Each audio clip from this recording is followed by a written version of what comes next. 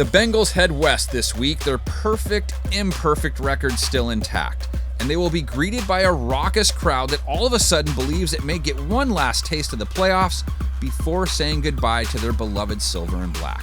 We've got predictions in hand, and we'll hand them over to you right after we rifle through a few key stats.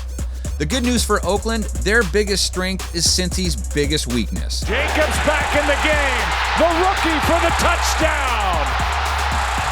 Josh Jacobs continues to impress, his performance against the Chargers pushing him past the 800-yard barrier for the year.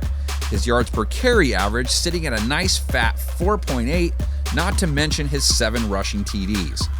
You know why those numbers matter so much in this one? You do if you know anything about Cincy's defense this year.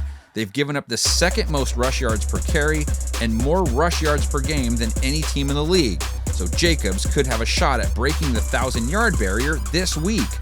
But then again, it's not like the Bengals' pass D has been any better, ranking at the bottom of most key categories.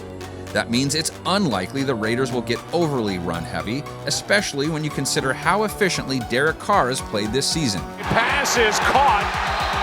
That's Ingold, the fullback, for the touchdown. Carr's game against the Chargers has fit right in with the body of work he's put out for the year.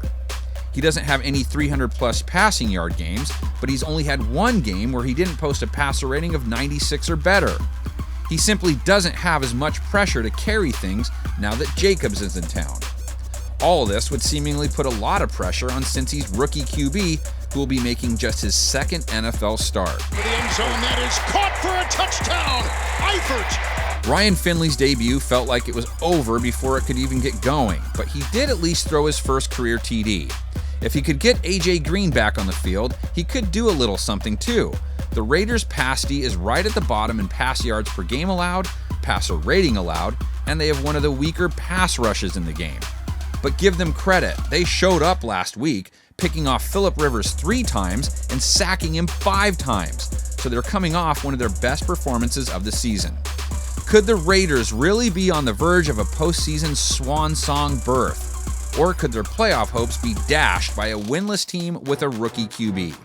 Let's see how bold our prediction experts are feeling this week. Here's another pick, and that's Harris again. Down the sideline, a flag is down in the middle of the field, and Harris is into the end zone.